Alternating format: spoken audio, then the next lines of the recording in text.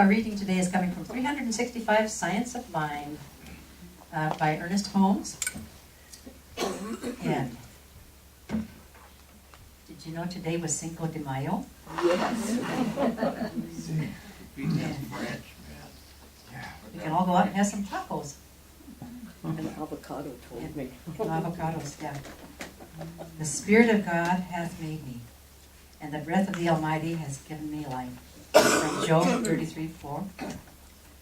My body is a temple of the living God.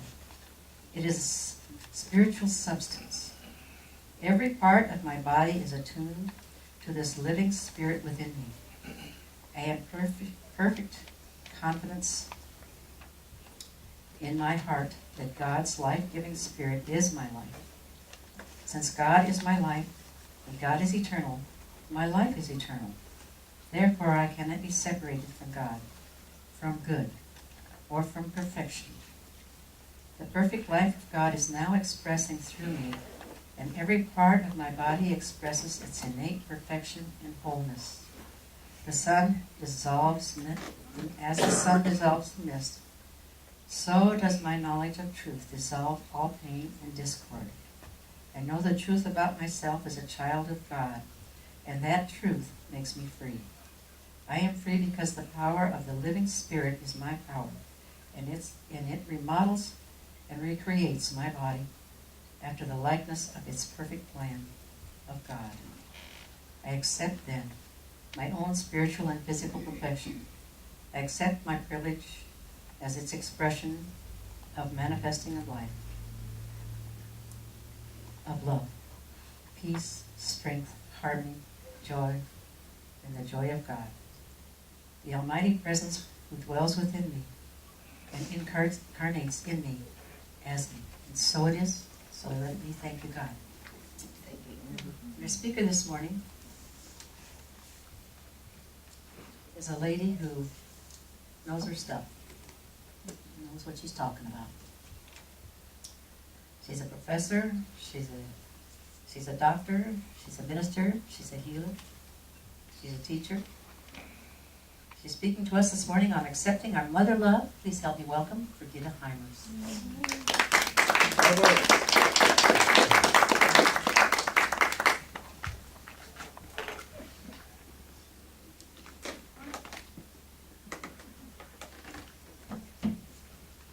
Good morning. Good morning.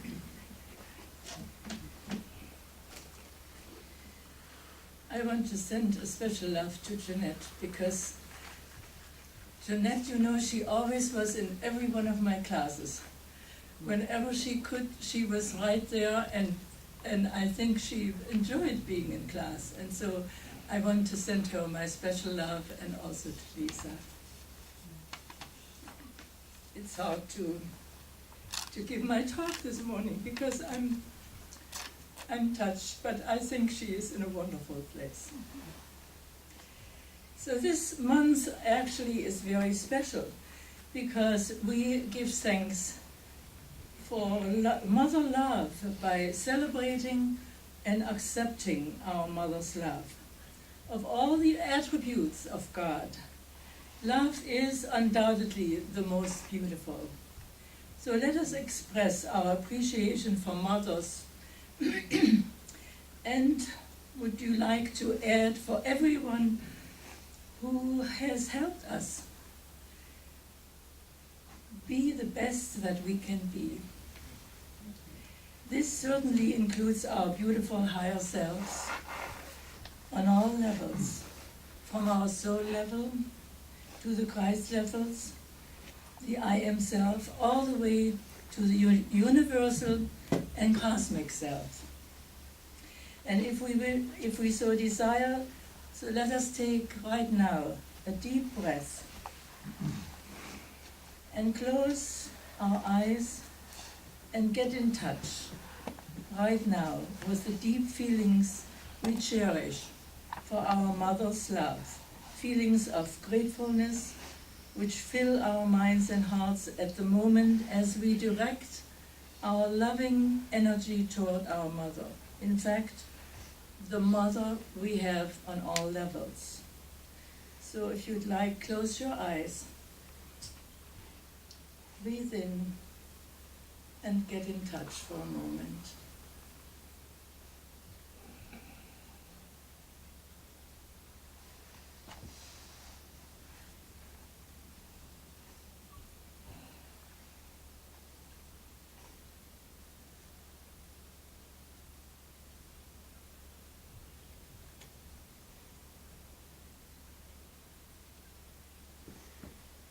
Thank you, God. So happy Mother's Day to all of us, whether we are a mother or not. Love is the word for this month. Mothers everywhere and those who do parenting deserve our love and praise today. I would like to share with you a poem which could have been printed on a Mother's Day card. The author is unknown, and I quote, "As children, we can't comprehend or fully realize the meaning of our mother's love. How tender and how wise. Her patience and her guidance, her helpful, caring ways, the special, thoughtful things she does to brighten up the days. Years go by before we know the depths of her concern. The love in her protectiveness, it takes so long to learn. For as we grow, we understand, as we look back and see through older eyes and wiser hearts, her love and loyalty. It's these and many other things that make her grow more dear, more admired, and more appreciated with every passing year." End of my poem. So as we bless our mothers in this way, we are reminded of all the dear ones who have had a significant role in our growth and unfoldment. So let us bless fathers and teachers and anyone who has filled the role of mother and friend. So let us bless grandparents and other family members and every person in our lives who has contributed to our happiness and success. So most of us at one time or another have searched for love in all the wrong places. Perhaps we have been feeling empty inside or somehow incomplete. Perhaps we have looked to other persons to fill the void and make us whole. From the time we were small children to the time we left our home, my mother put her comforting arms around us, whether we may have had an emotional hurt in school or felt frightened. In those days, you know, the war was raging, and many nights we had to go to the basement of the house and put up with bombing attacks. We accepted our mother's hug and kisses and those of my dad.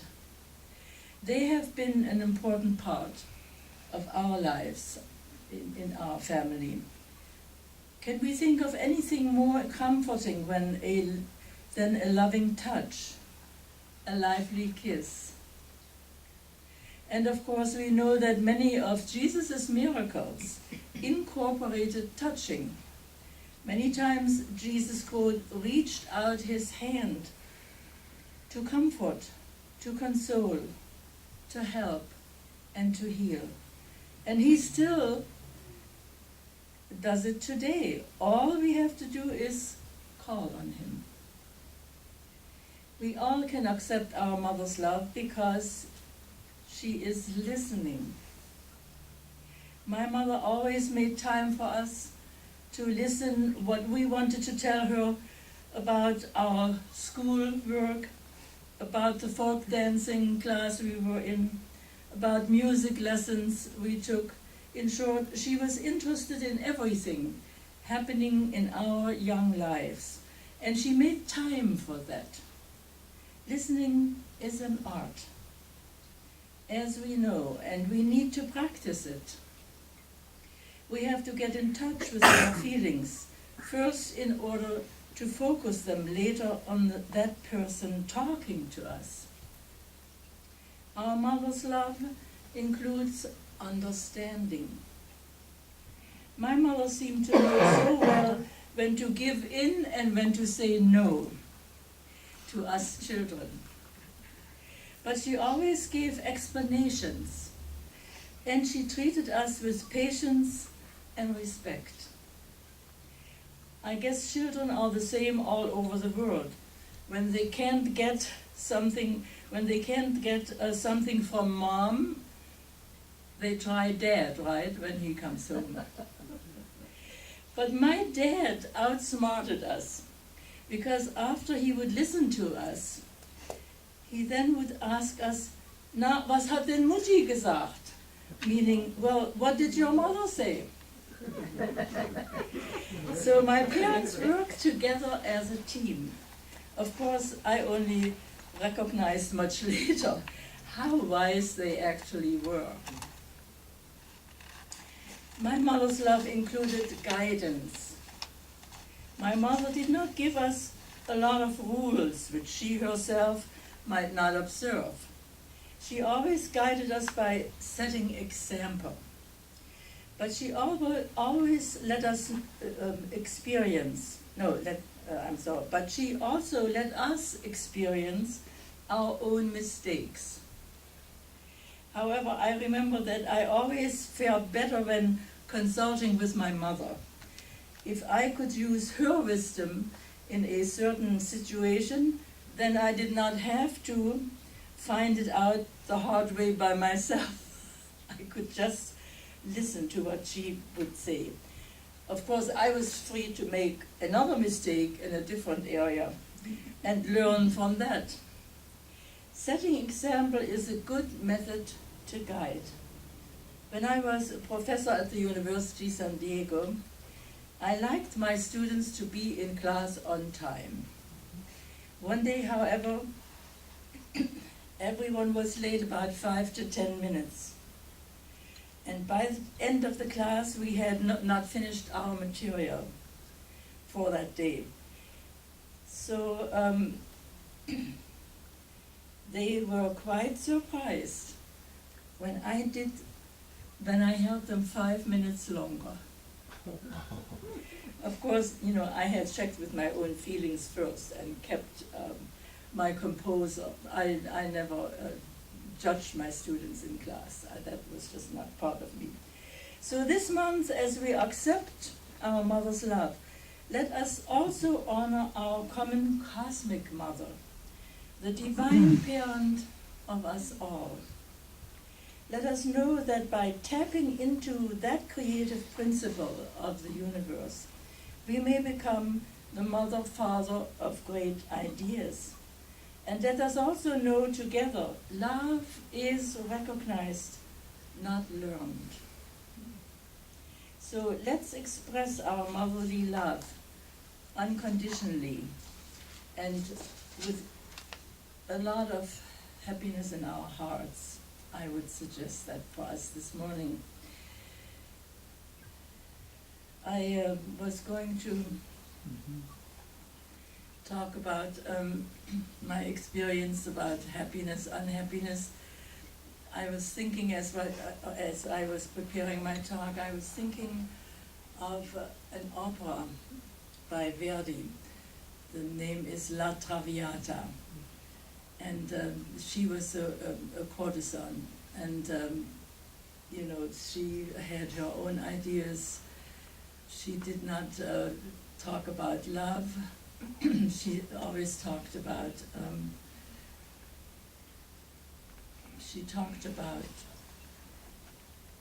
her own experience, and it was quite interesting to hear her in that way when she was singing, because she just had a different idea of how this would all work out. And one was, of course, she did not ever talk about unhappiness, because she invited she was a courtesan. So every night she had guests in her house, and it was a joyful experience. But there was a wonderful young man who really fell in love. His name was Alfredo. And when he sang about his love, she just could not understand that, because for her love was not possible. And so it is kind of interesting. In the end, there was also his father, who had business and who was prominent in the city, and he didn't want his son to have any attachment to that lady that he disrespected. But Alfredo came back in the end, and he actually sang together about his love, and that they were going to leave the town and go some other place. But it didn't turn out that way, because she was very ill at that time, and she passed away in his arms on account of her consumption that she had. So that was, it came to my mind when I was preparing my talk, and it was kind of interesting that it would happen this way. So in our family, from the time we were children, my mother put her comforting arms always around us when we would come home from school, or when we had some emotional hurt, or when the alarm sounded and in the middle of the night we had to go down to the basement of the house and put up with bombing attacks. But we accepted our mother's hugs and kisses, and those of my dad as well. As long as they were with us, we children were less frightened in those situations. We accepted our mother's hugs and kisses and those of my dad. They have been really an important part of our lives. So can we think of anything more comforting than a loving touch or a lively kiss? And of course we know that many of Jesus' miracles incorporated touching. Many times Jesus, quote, reached out his hand to comfort, to console, to help and heal. And he still does it today. All we have to do is call on him. Sometimes we may forget that. We need to call on him.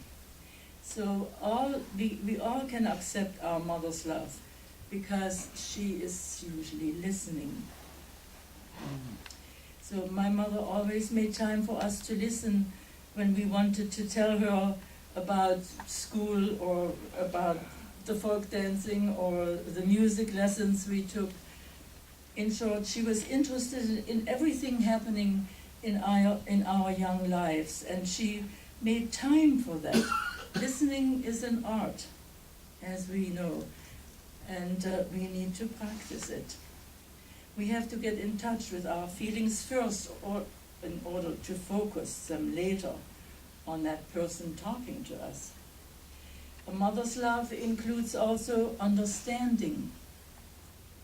My mother seemed to know so well when to give in and when to say no. And so I guess everyone does that. When mom says no, we go to dad. As I said, I still remember that my dad, when he came home, he would always ask first what mom did say. And so, meaning, well, so my parents actually worked together as a team, of course, and I only recognized much later how wise they really were. My mother's love included guidance. My mother did not give us a lot of rules which she herself might not observe. She always guided us by setting example. But she also let us experience our own mistakes. So remember, I remember that I always felt better when consulting my mother. So, as I said before, if I could use her wisdom in a certain situation, I did not have to find out the hard way myself. And the same was at our university. You know, when my students came late, when we hadn't finished the material, I just took the class 5 minutes longer in order to let them know. So this month, as we accept our mother's love, let us also honor our cosmic mother, the divine parent of us all. Let us know that by tapping into the creative principle of the universe, we may become the mother, father of great ideas. And let us also know love is recognized. Love is not learned. So let's express our motherly love this morning in perfect ways, unconditionally and to one another. So I have the Daily Word. As you know, this is a publication put out by Unity. And in the May issue, I jumped a little ahead. And let's see, where was that? And there is, for next Sunday, May 12th, there is an entire message in that little booklet. And it says, quote, "I give thanks for the motherly love of God in all its human expressions." Unity co-founder Myrtle Fillmore has been called the mother of unity. Myrtle wrote, quote, "It is my great joy to perceive somewhat of the mother side of God, the divine love that never fails," end of quote. In prayer, I bless all who have played a motherly role in my life, not just the mother whose love gave me birth. I bless everyone, male or female, who has shared with me, quote, "the divine love that never fails," end of quote. Everyone who has nurtured me, who has encouraged me by believing in my potential for good, has blessed me with the mother's love of God. Just as I have received, I give love in return, sharing comfort and understanding. I am grateful to be an expression of motherly love. And I think that might be a sentence for us to follow through. Thank you for listening to me this morning.